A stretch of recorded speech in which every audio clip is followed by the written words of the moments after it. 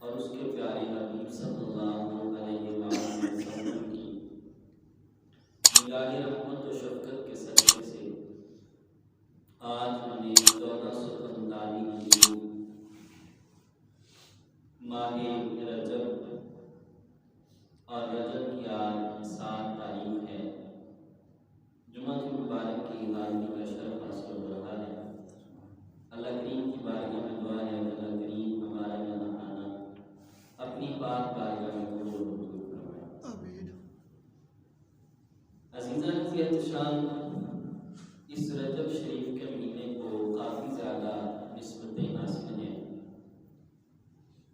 ایک یہ کہ حضور نبی رحمت شفیع امت صلی اللہ علیہ وسلم کے صحابی جن کا ذکر خیر ہم نے شروع کیا تھا،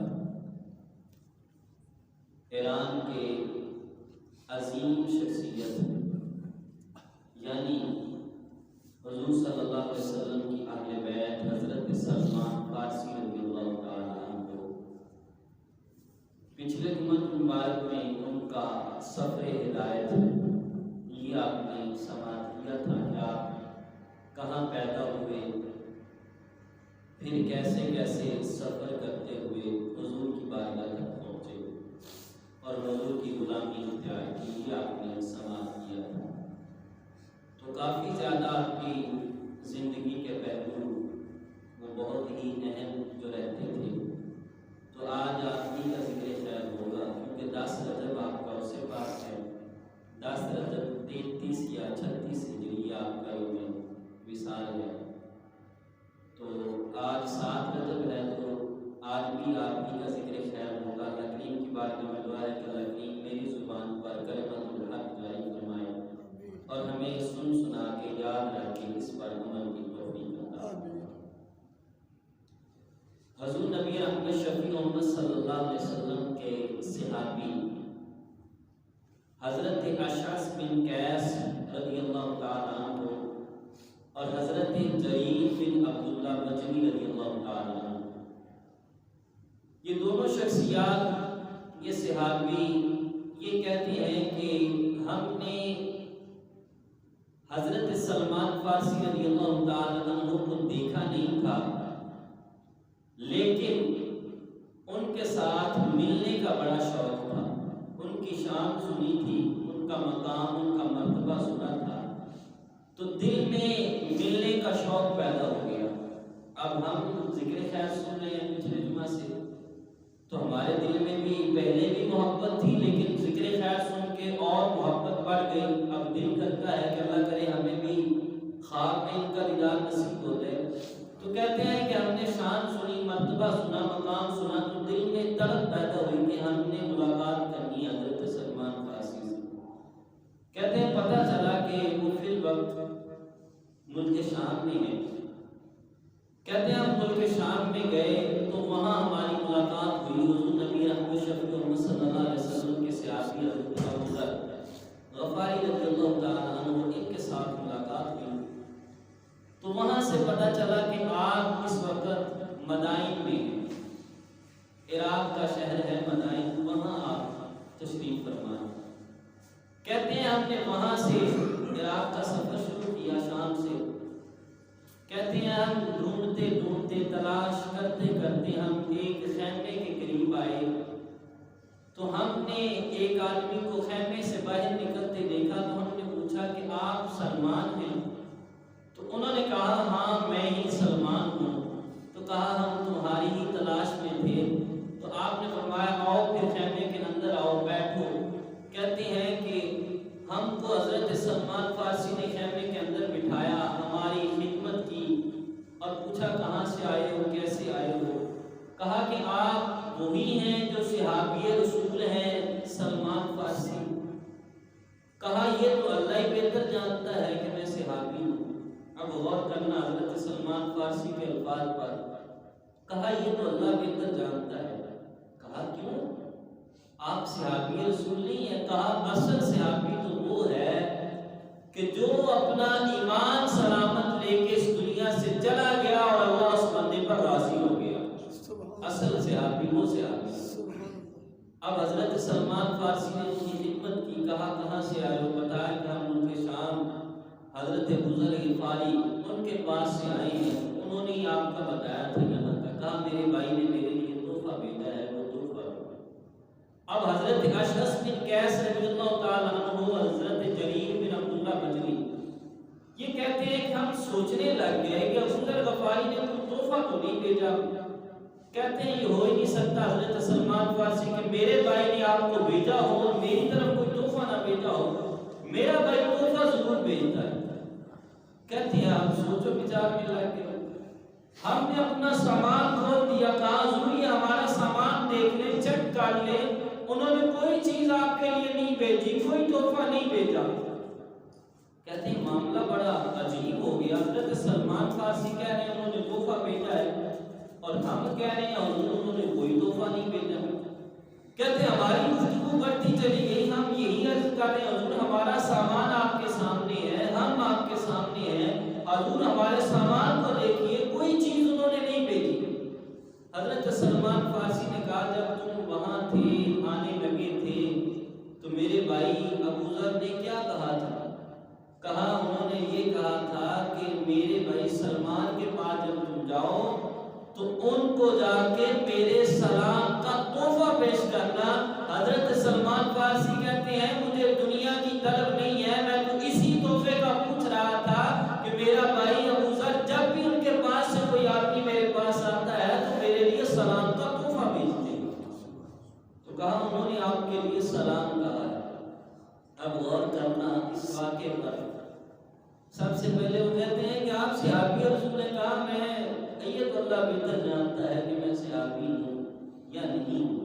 اب کتنی عاجزی ہے، کتنے بلند مرتبے پر فائز ہیں، لیکن عاجزی کی انتہا خوف خدا اتنا ہے کہ پھر بھی اپنے آپ کو چھپا رہے ہیں کہ میں تو کچھ بھی نہیں ہوں۔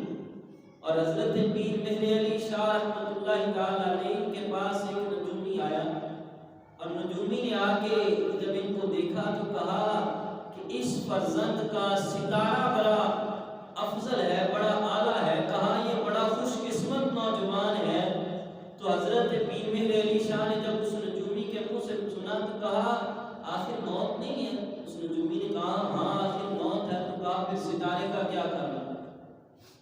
آپ کا ستارہ بلند تھا، غوث اعظم کی اولاد تھے، اللہ کے کامل ولی تھے۔ نجومی نے کہا یہ بندہ بڑا اعلیٰ ہے، کہا نہیں آخر موت ہے، جب قبر میں چلے جانا ہے پھر اعلیٰ افضل ہونے کا کیا مطلب؟ یعنی یہ ان شخصیات کے اندر عاجزی تھی، اپنے آپ کو چھپاتے تھے، اپنے آپ کو ظاہر نہیں کرتے تھے، ایسی وہ عظیم شخصیات تھی۔ تو اللہ نے پھر ان کو عروج بھی عطا کیا، اور حضور فرماتے ہیں اگر عاجزی کرنے کی وجہ سے تمہاری عزت میں فرمایا کمی ہو جائے تو اپنی عزت مجھ سے لے لینا۔ عاجزی کرنے سے، اپنے آپ کو چھوٹا سمجھنے سے اور چھوٹا محسوس کروانے سے بندے کے اندر یہ نہیں ہے کہ بندے کی شان بڑھ جائے، کم ہو جاتی ہے، بلکہ عاجزی سے اللہ مقام کو بلند کر دیتا ہے۔ پھر غور کریں گا میرے بھائی نے تحفہ بھیجا ہے سلام کا، تو ہمارے ہاں بھی یہ رواج ہے، بہت ہی اچھا رواج ہے، اللہ کرے یہ رواج رہے۔ ہمارے گھر میں جب کوئی مہمان آتا ہے تو ہم بھی کہتے ہیں کہ بھائی فلاں کو، میرے ماموں کو، میرے چاچو کو میرا سلام کہنا ہے، تو وہ بھی کہتا ہے ٹھیک ہے میں سلام کہوں گا۔ اب اگر اس نے کہہ دیا میں ٹھیک ہے سلام کہوں گا تو اس پر واجب ہو گیا سلام کہنا۔ اب جب وہ جا کے سلام کہے گا تو اس جس کے لیے سلام بھیجا تھا اس کو سلام کا جواب دینا بھی واجب ہے۔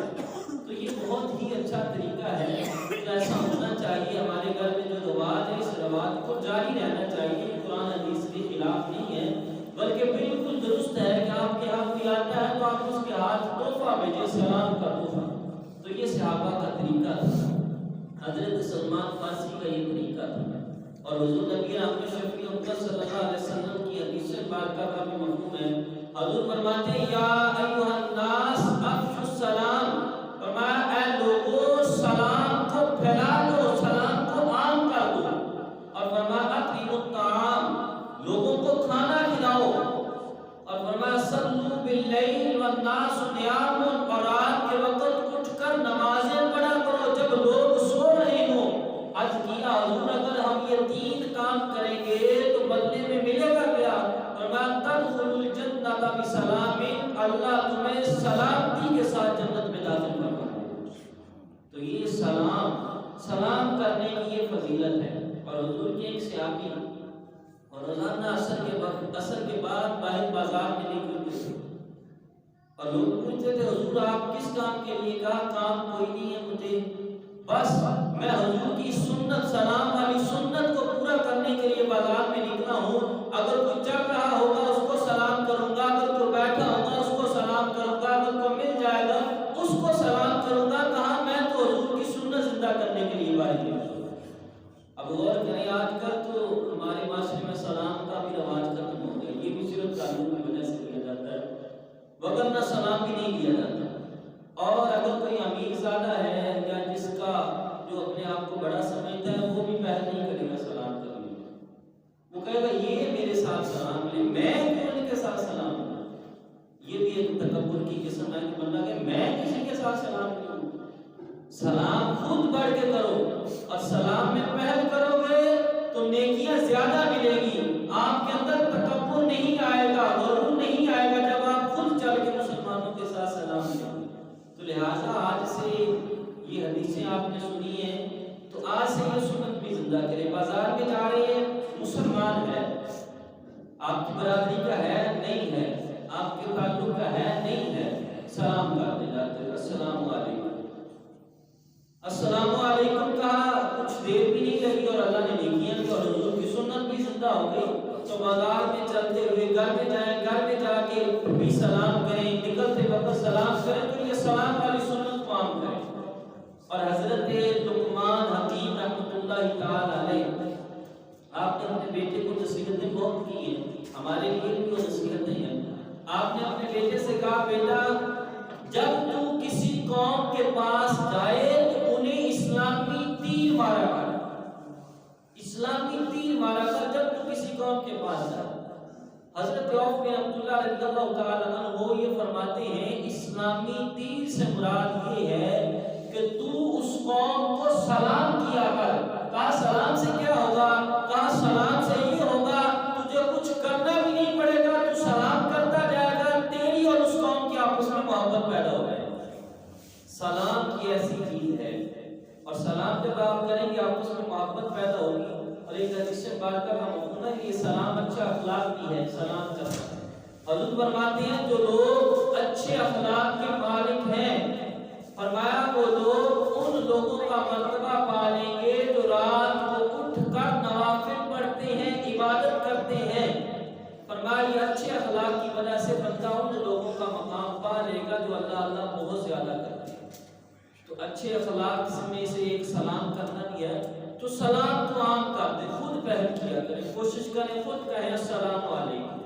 کوئی بھی مسلمان ہے، آپ کے قوم کا ہے نہیں ہے، مسلمان ہے تو آپ اس کو سلام کریں۔ تو یہ حضرت سلمان فارسی رضی اللہ تعالیٰ عنہ کی زندگی کا یہ پہلو تھا کہ خود بھی سلام میں پہل کرتے، اور آپ کے جو صاحب تھے، صحابہ تھے، وہ بھی ایک دوسرے کو بہت زیادہ سلام کیا کرتے تھے۔ تو یہ حضرت سلمان فارسی رضی اللہ تعالیٰ عنہ، اور آپ فرماتے ہیں مجھے یہ پسند ہے کہ میں اپنے ہاتھ سے محنت کر کے کما کے کھاؤں، حضرت سلمان فارسی۔ اور حضرت سلمان فارسی کو حضرت عمر نے مدائن کا گورنر بنایا تھا۔ کہتے ہیں میری 5000 درہم میری تنخواہ تھی، سیلری تھی، لیکن 5000 درہم آتے تھے، ان 5000 درہم کو اللہ کے راستے میں خرچ کر دیتے، اور خود کیا کرتے کھجور کے پتوں سے ٹوکریاں بنا کے وہ سیل کرتے اور اس سے اپنے گھر کا گزارا کرتے۔ یہ حضرت سلمان فارسی کا تقویٰ تھا۔ کہتے ہیں میرا یہ دل کرتا ہے کہ میں اپنے ہاتھ سے محنت کر کے کما کے کھاؤں، تو محنت کر کے۔ اور ایک حدیث بارکہ کا مفہوم حضور فرماتے ہیں القاسم حبیب اللہ، جو آدمی محنت کر کے کما کے کھاتا ہے فرمایا وہ اللہ کا حبیب ہے۔ اب در در پہ مانگنے سے کبھی اس طرف نظر کبھی اس طرف نظر، اس سے بہتر ہے بندہ خود کر کے کھائے۔ تو اس بندے کو جو محنت کرتا ہے، حلال رزق کی تلاش میں رہتا ہے، حلال رزق کماتا ہے، یہ حلال رزق کمانا 8 گھنٹے ڈیوٹی کرتا ہے، 12 گھنٹے ڈیوٹی کرتا ہے، رزق حلال کماتا ہے، تو یہ 12 کے 12 گھنٹے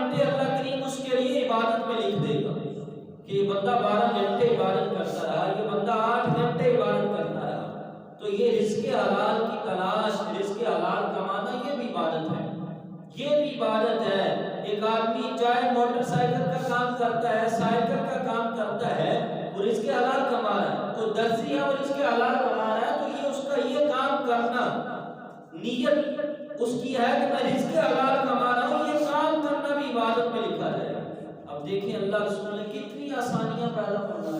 ایک آدمی کھیتی باڑی کرتا ہے، وہ فصلیں پودے لگاتا ہے کہ میں ان کے ذریعے اپنی بیوی بچوں کا پیٹ پالوں گا، رزق حلال کماؤں گا، یہ کھیتی باڑی، یہ کام کرنا بھی عبادت۔ تو یہ اللہ رسول نے اتنی آسانیاں پیدا فرمائی۔ اور پھر ایک چند حدیثوں کا مفہوم ہے، رسول علیہ السلام فرماتے ہیں، حضور فرماتے ہیں کہ جو بندہ اس کے پاس فرمایا نہ تو بیوی بچوں کا بوجھ ہے، نہ ہی اس کے اتنے اخراجات ہیں، اور فرمایا وہ بندہ خود اس کے پاس ہے پیسے مال ہے کہ وہ اپنے اخراجات پورے کر سکتا ہے، فرمایا اس کے باوجود وہ لوگوں سے سوال کرتا ہے، وہ لوگوں سے مانگتا ہے، فرمایا یہ بندہ جب اللہ کی بارگاہ میں آئے گا تو اس کے منہ میں آگ کے انگارے ڈالے جائیں گے، اور فرمایا اس کا منہ ایسے ہوگا کہ اس سے چمڑی اتر جائے گی، اس کے منہ کا گوشت نہیں رہے گا، اس حال میں اللہ کی بارگاہ میں آئے گا۔ اب غور کریں،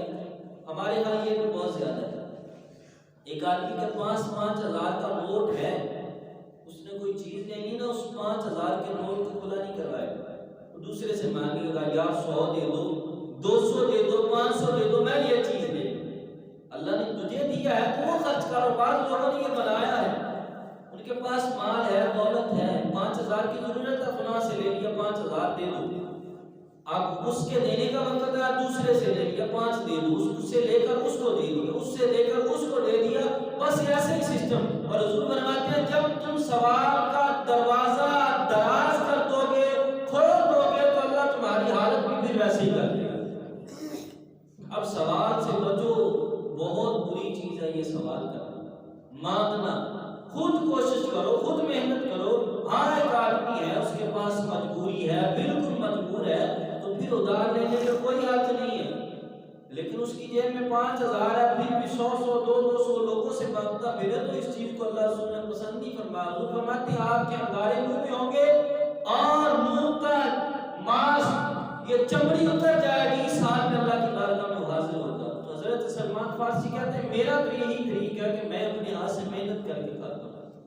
اپنے ہاتھ سے کماتا ہوں، پھر خود کا حوصلہ دیکھیں، 5,000 درہم ہے، ایک درہم بھی پاس نہیں رکھتے، سارے غربا میں تقسیم کر دیتے ہیں۔ یہ بھی حوصلہ ہونا چاہیے، یہ بھی جذبہ ہونا چاہیے کہ اپنے پیسوں میں سے، مال میں سے غربا کا لحاظ رکھیں، غریب لوگوں کا لحاظ رکھیں، ان پر بھی خرچ کریں، ایسا جذبہ بھی ہونا چاہیے۔ تو یہ حضرت سلمان فارسی رضی اللہ تعالیٰ عنہ، اور آپ کی ایک لونڈی تھی، آپ نے اس سے کہا کہ نماز پڑھ، اس نے انکار کر دیا، میں نماز نہیں پڑھی۔ آپ نے کہا ایک سجدہ ہی کر لے، اس نے کہا میں سجدہ بھی نہیں کروں گی۔ کسی نے کہا حضور آپ نے نماز کا حکم دیا، اس نے انکار کیا، آپ نے ایک سجدے کا حکم دیا، ایک سجدے کا حکم کیوں دیا؟ آپ نے فرمایا اگر وہ ایک سجدہ کر لیتی تو اللہ اسے 5 نمازوں کی توفیق عطا فرما دیتا، 5 نمازوں کی اللہ کریم اسے توفیق عطا فرما دیتا۔ اور سجدے کی کیا فضیلت ہے، چند حدیثوں کا مفہوم سماعت کریں۔ حضور فرماتے ہیں کہ ایک آدمی چاہتا ہے کہ میرے سب سے زیادہ میرے قریب میرا رب ہو۔ فرمایا رب سب سے زیادہ قریب بندے کے کس وقت ہوتا ہے؟ فرمایا جب بندہ اللہ کی بارگاہ میں سجدہ کرتا ہے تو سجدے کی حالت میں رب سب سے زیادہ قریب اس بندے کے ہو جاتا ہے جو بندہ سجدہ کرتا ہے۔ اور فرمایا کہ سجدے کی حالت میں تمہارا رب تمہارے قریب ہوتا ہے تو تم فرمایا سجدے کی حالت میں کثرت سے دعائیں کیا کرو، کثرت سے دعائیں کیا کرو، جو کام حل نہیں نہ ہوتے، جو مشکلات ختم نہیں ہوتی، اللہ کی بارگاہ میں تنہائی میں سجدہ کریں اور سجدے میں رو کر اللہ سے مانگے کہ مالک میری حاجت پوری فرما دے، تو اللہ ضرور حاجتیں پوری فرما دے گا۔ فرمایا سجدے کی حالت میں کثرت سے دعائیں کیا کرو، اللہ سے مانگا کرو، اللہ سجدے کی حالت میں دعاؤں کو قبول کرتا ہے، کیونکہ اللہ سجدے کی حالت میں بندے کے بہت قریب ہو جاتا ہے۔ اور ایک حدیث پاک کا مفہوم ہے، حضور فرماتے ہیں ایک آدمی اگر اس پر گناہوں کی وجہ سے عذاب بھی مسلط کر دیا جائے، جہنم میں بھی بھیج دیا جائے، لیکن فرمایا جو سجدے کے اعضاء ہیں، جو سجدہ کرتے ہوئے جسم کے حصے زمین پر لگتی ہیں، فرمایا جہنم کی آگ ان سجدے والے اعضاء کو نہیں جلائے۔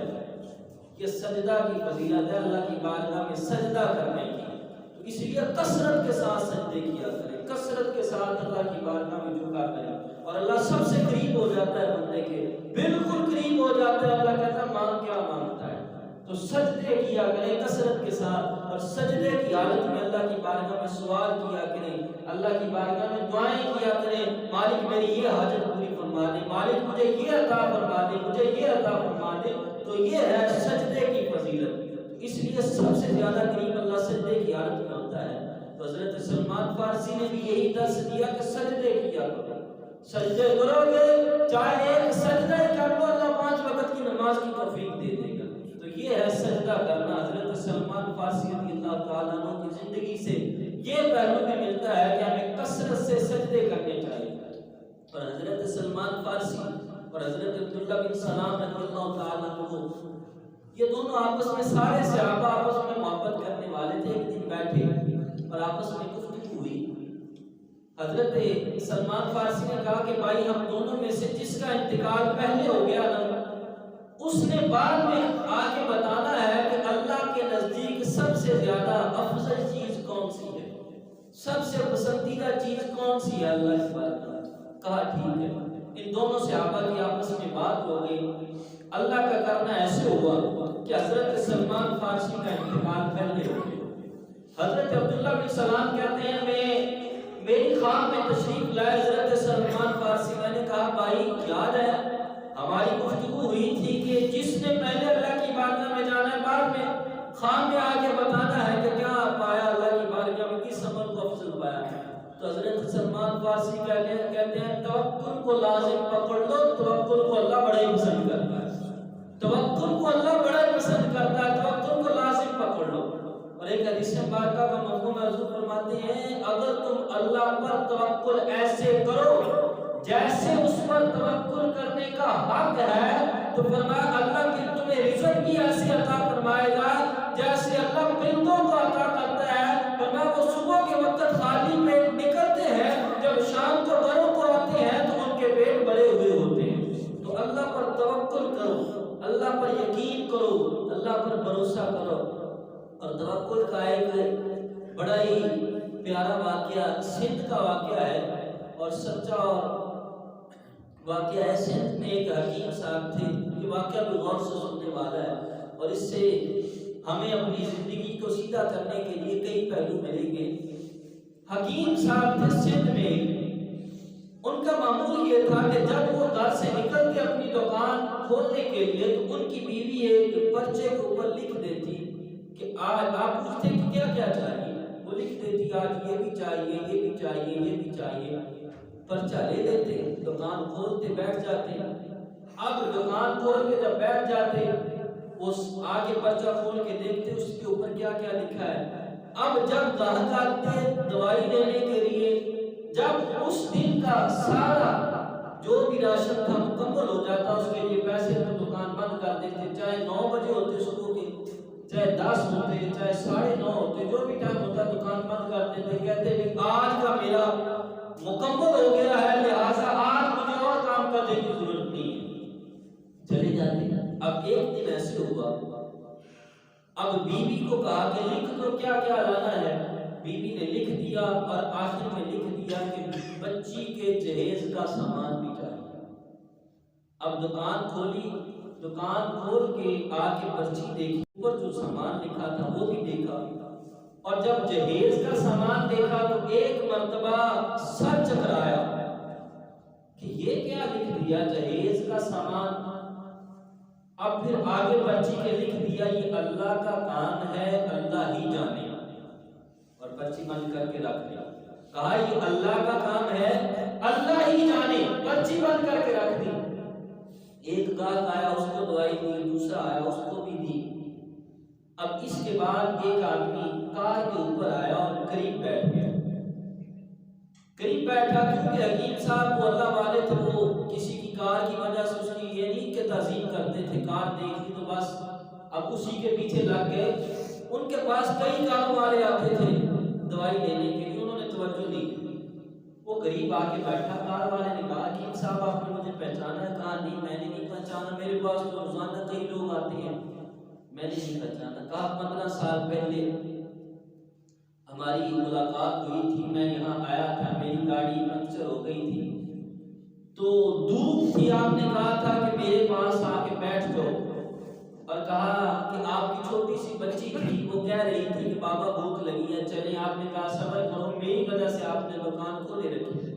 کہا اچھا، میں کہا وہی ہوں، اور آج میں نے کہا چلو یہاں سے گزرتا ہوں، آپ سے مل لیتا ہوں۔ اچھا، انہوں نے کہا کوئی کام؟ اب اس نے سوچا یہ تھا کہ یہ حکیم غریب آدمی ہے، میں اس کی خدمت کروں، ایسے پیسے دوں گا، ہو سکتا ہے یہ نہ لے، میں اس کی خدمت کروں۔ کہا میں ہوں، میری بیوی ہے، کافی سال شادی کو ہوئے ہیں، ہمارے یہاں اولاد نہیں تو دوائی دیجیے۔ کہا حکیم صاحب نے بڑے خلوص کے ساتھ 2 شاپر دوائی کے تیار کیے، ایک کے اوپر میرا نام لکھ دیا، ایک کے اوپر میری بیوی کا۔ کہا یہ تو نے استعمال کرنی ہے اور یہ تیری بیوی نے استعمال کرنی ہے۔ کہا میں نے جو ہے پیسے دیے کافی سارے حکیم صاحب کو، تو حکیم صاحب نے کہا یہ پیسے لے جو، میں نے نہیں دینے۔ کہا کیوں نہیں دینے، یہ دوائی بھی آپ نے لی ہے۔ کہا کہ آج کا میرا کام مکمل ہو گیا، میں نے پیسے نہیں دیے۔ اس کے دل میں اور محبت پیدا ہوئی کہ میں نے سمجھا تھا یہ غریب آدمی ہے، میں پیسے دوں گا خوش ہو جائے گا، یہ لے لے گا، اس نے تو پیسے نہیں دیے۔ اب گھر گیا، گھر جا کے اپنی بیوی سے یہ سارا واقعہ سنایا۔ بیوی سے جب یہ سارا واقعہ سنایا تو بیوی نے کہا کہ وہ کوئی عام انسان نہیں ہے، وہ اللہ کا کوئی کامل بندہ ہے، وہ تو فرشتہ صفت انسان ہے، ہم اس کے پاس جاتے ہیں۔ کہا میں اور میری بیوی اسی وقت اس حکیم کے پاس آئے، اور حکیم کے پاس آ کے کہا کہ ہمارے گھر میں یہ مشورہ ہوا ہے، اصل میں 5 سال ہو گئے ہیں، میں انگلینڈ میں منتقل ہو گیا ہوں، میری فیملی بھی وہاں ہے، ہم وہیں رہتے ہیں۔ تو میری بہن تھی، وہ پاکستان میں رہتی تھی، میری بہن تھی بیوہ، اس کی بیٹی تھی، کہا اس کی شادی تھی، ہم اس کے لیے آئے تھے، میں نے کہا تھا کہ سارا خرچہ میں کروں گا، جہیز کا سامان کہا ہم نے تیار بھی کروا لیا، خرچہ بھی سارا۔ تو کہا شادی کے دن قریب آئے تو میری بانجی کو بخار ہو گیا۔ جب بخار ہو گیا اس نے کسی کو بتایا نہیں، پیناڈول یہ استعمال کی، لیکن نہ مسئلہ درست ہوا، آخر اس کا انتقال ہو گیا۔ تو کہا ہم نے گھر میں بات کی، آپ کے حوالے سے بات ہوئی تو ہمارے گھر والوں کا متفقہ یہ فیصلہ ہوا ہے کہ ہماری بانجی تو اب نہیں رہی، تو لہذا یہ سارا جہیز کا سامان اگر آپ مناسب سمجھیں تو آپ کی جو چھوٹی سی بچی تھی 15 سال پہلے میں نے دیکھی تھی، اگر آپ نے شادی نہیں کی تو یہ سارا سامان ہم ان کو دے دیتے ہیں، اور کہا اپنا گھر دکھا دیں، اس گھر میں یہ سامان پہنچ جائے گا اور جو خرچہ آئے گا اس کے علاوہ وہ بھی میں کروں گا۔ حکیم صاحب نے اس کی طرف دیکھا، پھر پرچی کی طرف دیکھا، کہا کیا ہوا ہے؟ کہا یہ میری پرچی چیک کرو۔ اس آدمی نے پرچی چیک کی تو نیچے لکھا تھا جہیز کا سامان، آگے لکھا تھا کہ اللہ کا کام ہے، اللہ ہی جانے۔ کہا کہ میں نے کہا تھا یہ اللہ کا کام ہے، اللہ ہی جانے، تمہیں بھی میرے پاس تم خود نہیں آئے ہو، اس رب نے بھیجا ہے کہ میں نے اللہ پر بھروسہ کیا تو اللہ نے میرا سارا یہ انتظام کر دیا۔ اب غور کریں، یہ ہے اللہ پر توکل، اور اللہ پر توکل کا ثمرہ، اس کا پھل۔ تو اس لیے اللہ پر توکل کریں، اور حضور فرماتے ہیں دعا جو اس نیت سے مانگو، اس ارادے سے مانگو، ادھر میں نے دعا کی ہے، ادھر میری قبول ہوگی، اس یقین سے فرمایا دعا مانگو کہ میری دعا رد ہی نہیں ہوئی، میں نے مانگ لیا تو قبول ہو گئی ہے، ایسا یقین ہو اللہ پر، اور جتنا پختہ یقین ہوگا اللہ پر اتنی دعائیں بھی زیادہ قبول ہوں۔ تو اس لیے اللہ پر توکل کریں، اللہ پر بھروسہ کریں، اللہ پر یقین کریں۔ اور ایک چیز یہ بھی یاد رکھنا، ہمارے استاد فرماتے ہیں کہ اللہ سے مانگنا ہے، فرمایا اللہ سے مانگتے وقت کنجوسی نہیں کرنی۔ یہ تو دنیا داری کا نا، مجھ سے کوئی مانگے کہ آپ مجھے دے دیں 1 لاکھ روپیہ تو میں سوچوں گا میرے پاس تو نہیں ہے، میں انکار کروں گا میرے پاس نہیں۔ قاری صاحب سے مانگے کوئی چیز، قاری صاحب کے پاس نہ ہوگی تو وہ بھی انکار کر دیں گے۔ کہا اللہ کے خزانوں میں تو کوئی کمی نہیں نا، اللہ سے تو پوری کائنات جو جو سوال کرتی ہے، اللہ ہر کے سوال کو پورا کر دے تو اللہ کے خزانوں میں اتنی کمی بھی نہیں آتی کہ کسی سمندر میں سوئی کو ڈبو کر نکال لیا جائے۔ کہا اللہ کے خزانے وسیع ہیں، جب اللہ سے مانگو تو 100 200 نہیں، لاکھوں کروڑوں مانگو، جب اللہ سے مانگو تو دل کھول کے مانگو، پھر اللہ عطا بھی ایسے ہی کر دے گا۔ تو اللہ سے دل کھول کے مانگو، دنیا بھی مانگو آخرت بھی مانگو، ہر چیز کا سوال اللہ سے کرو، اللہ سے کرو۔ اللہ اس سے خوش بھی ہوگا کہ میرا بندہ ہے کسی اور سے نہیں مانگ رہا، مجھ سے مانگ رہا ہے۔ اور اس طریقے سے دعا مانگو کہ مالک میں بے بس ہوں، میں مجبور ہوں، تو بے بس نہیں ہے، تو مجبور نہیں ہے، میں محتاج ہوں مالک، تو محتاج نہیں ہے، میں یہ نہیں کر سکتا مالک، تیرے آگے کوئی مشکل نہیں ہے، لہذا اپنے معبود کا صدقہ تو عطا کر، تو عطا کر تو پھر اللہ عطا بھی کرے گا۔ تو یہ ہے توکل۔ اور حضرت سلمان فارسی رضی اللہ تعالیٰ عنہ نے بھی توکل کا درس دیا، کہا توکل اللہ کی بارگاہ میں بڑا ہی معتبر ہے، اللہ توکل کو بڑا ہی پسند فرماتا ہے۔ تو یہ ہے توکل، یہ ہے اللہ پر بھروسہ کرنا، اللہ پر یقین رکھنا۔ تو اللہ ان چیزوں کو بڑا ہی پسند فرماتا ہے۔ اور یہی حضرت سلمان فارسی رضی اللہ تعالیٰ عنہ، حضرت سلمان فارسی رضی اللہ تعالیٰ عنہ کا آخری وقت آیا، انتقال کا وقت جب قریب آیا تو آپ کے پاس حضرت سعد بن ابی وقاص رضی اللہ تعالیٰ عنہ ان کا حال پوچھنے کے لیے گئے تو آپ کی آنکھوں سے آنسو جاری تھے۔ جب آنکھوں سے آنسو جاری تھے، آپ رو رہے تھے حضرت سلمان فارسی، تو کہا کہ حضور کیوں رو رہے ہیں؟ فرمایا کہ میں اس دنیا کے چھوٹنے کی وجہ سے میں نہیں رو رہا، میں اس کی جدائی میں نہیں رو رہا، میں تو اس لیے رو رہا ہوں کہ جب ہم نے حضور کے ہاتھوں پہ بیعت کی تھی تو حضور نے فرمایا تھا تمہارے پاس اتنا سامان ہو جتنا ایک مسافر کے پاس ہوتا ہے، تو کہا میرے پاس تو دنیا ہے۔ راوی کہتے ہیں ہم نے دیکھا کہ آپ کے پاس دنیا کتنی تھی، ایک برتن تھا، اسی کے ساتھ ہی آپ وضو فرماتے تھے، بس اتنا سامان تھا، اور اس پر بھی کہہ رہے تھے کہ میرے پاس یہ ہے۔ یہ حضرت سلمان فارسی رضی اللہ تعالیٰ عنہ اس قدر اپنے آپ کو دنیا سے دور رکھتے تھے، ان کا مقصد صرف اور صرف یہ ہوتا تھا کہ اللہ کو راضی کرنا، بس ہم سے ہمارا رب راضی ہو جائے، اس کے علاوہ ان کو کسی چیز کی کوئی طلب نہیں ہوتی تھی، کسی چیز کا وہ سوال نہیں کرتے تھے، بس دن رات یہی فکر کرتے تھے کہ ہمارا رب راضی ہو جائے۔ اور یہی حضرت سلمان فارسی رضی اللہ تعالیٰ عنہ، اللہ کریم نے کلام مجید میں فرمایا وَشَاوِرْهُمْ فِي الْأَمْرِ، معمول معاملات میں اپنے صحابہ سے مشورہ کیا کرو۔ اور جب غزوہ احزاب کا موقع آیا اور کافروں کی تعداد بھی زیادہ تھی اور اکثر جنگوں میں ان کی تعداد زیادہ تھی، حضور نے صحابہ سے مشورہ کیا کہ صحابہ اب کافر ہمارے گھر آ کر ہم پر حملہ کرنا چاہتے ہیں، تو صحابہ کیا کیا جائے؟ سارے صحابہ نے مشورے دیے، لیکن ایک مشورہ دیا حضرت سلمان فارسی نے، کہا حضور ہم فارس میں رہتے تھے، ایران میں تھے، تو جب ایران میں ایسی صورتحال پیش آتی تھی تو ہم خندق کھودتے تھے، حضور ہم خندق کھودتے ہیں۔ حضور نے سب کے مشورے بھی سنے، سلمان فارسی کا بھی سنا، حضور نے فرمایا سب سے اچھا مشورہ سلمان کا ہے، فرمایا اسی پر عمل کیا جائے۔ حضور نے فرمایا خندق کھودی جائے مدینے کے ارد گرد۔ اب صحابہ خندق کھودنے لگ گئے، 10 جوانوں کو حضور نے تیار کیا، ان میں سے ایک حضرت سلمان فارسی رضی اللہ تعالیٰ عنہ بھی تھے، ان کو بھی حضور نے تیار کیا۔ اب حضرت سلمان فارسی کہتے ہیں میں خندق کھود رہا تھا، فرماتے ہیں خندق کھودتے کھودتے ایک پتھر آ گیا، فرماتے ہیں میں بار بار کدال مارتا لیکن وہ ٹوٹتا نہیں تھا۔ حضور نے دیکھا، حضور نے فرمایا سلمان اس پتھر کو میں توڑتا ہوں۔ حضور نے میرے ہاتھ سے کدال پکڑی، فرمایا پتھر پہ ماری، پہلی دفعہ ماری، فرمایا پتھر کے نیچے سے بجلی نکلی، فرمایا دوسری مرتبہ ماری پھر بجلی نکلی، تیسری مرتبہ ماری پھر بجلی نکلی۔ میں نے حضور سے عرض کیا یا رسول اللہ معاملہ سمجھ نہیں آ رہا، حضور کا علم دیکھنا، حضور کی نگاہ کا فیض دیکھنا۔ عرض کیا حضور سمجھ نہیں آئی یہ بجلی کیسی ہے؟ حضور نے فرمایا سلمان تو نے دیکھ لی ہے؟ عرض کیا یا رسول اللہ میں نے دیکھ لی ہے۔ فرمایا جب میں نے پہلی مرتبہ کدال ماری تھی نیچے سے بجلی نکلی تھی، فرمایا اس کا مطلب یہ ہے کہ اللہ یمن فتح کرا دے گا۔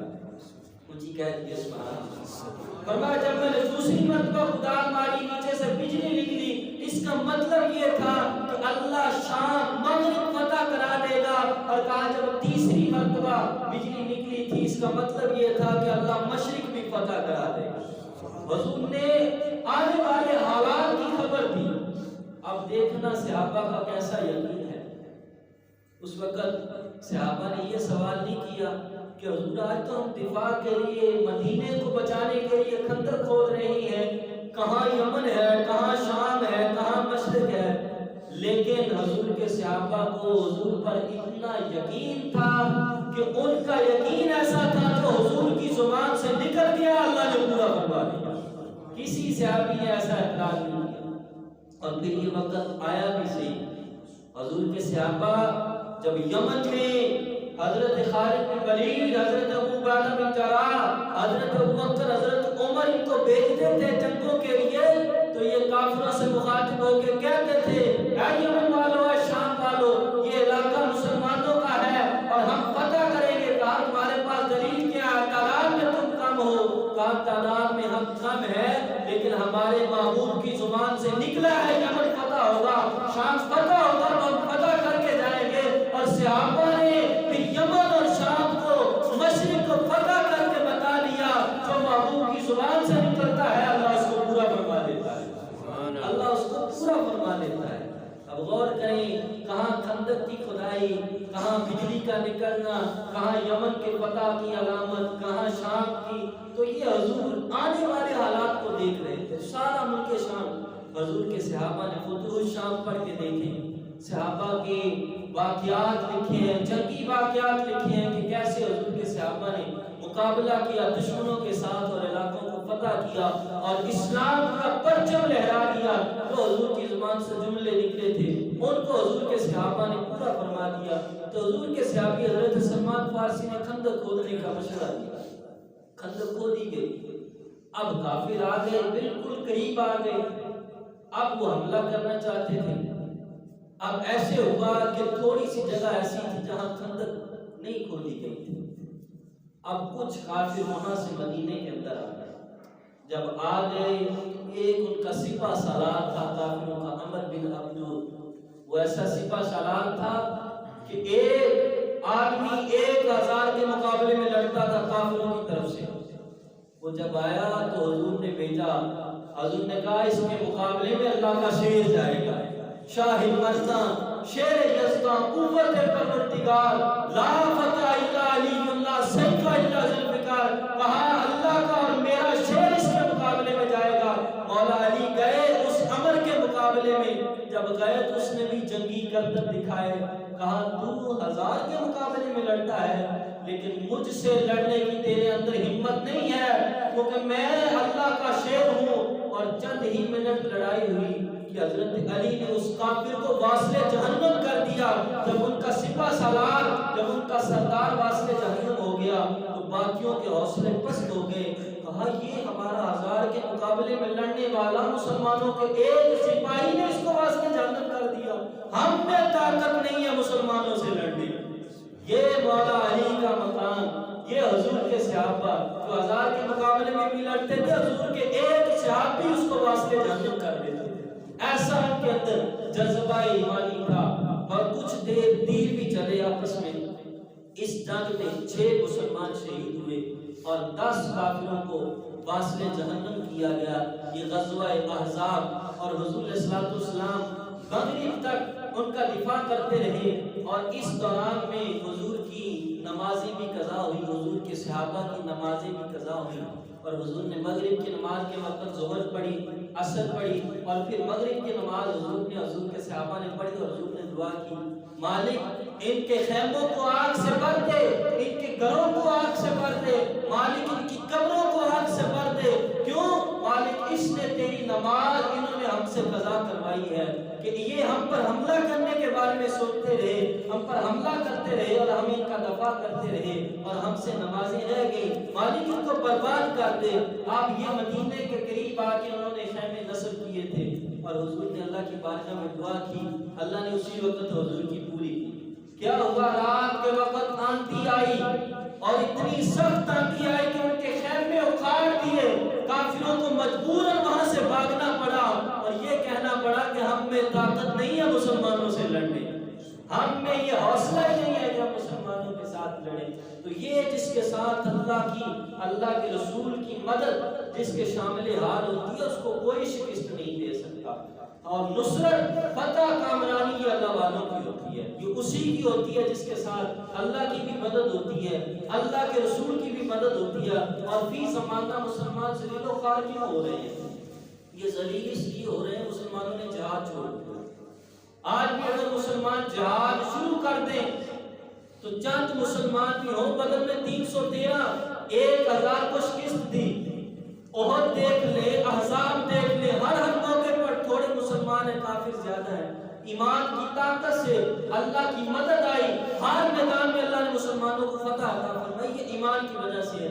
آج بھی مسلمانوں میں عروج آ سکتا ہے، آج بھی مسلمان بلند ہو سکتے ہیں، لیکن وجہ یہ ہے اگر ان میں جذبہ جہاد آ جائے، اگر مسلمان جہاد شروع کر دیں۔ آج بھی جہاں کفر ہے، جو حکومتیں کفر کر رہے ہیں وہی حکومتیں مسلمان کریں، لیکن ان کے اندر جذبہ جہاد نہیں، مسلمانوں کے اندر خوف پیدا ہو گیا۔ وہ مسلمان تھے، موت سے نہیں ڈرتے تھے۔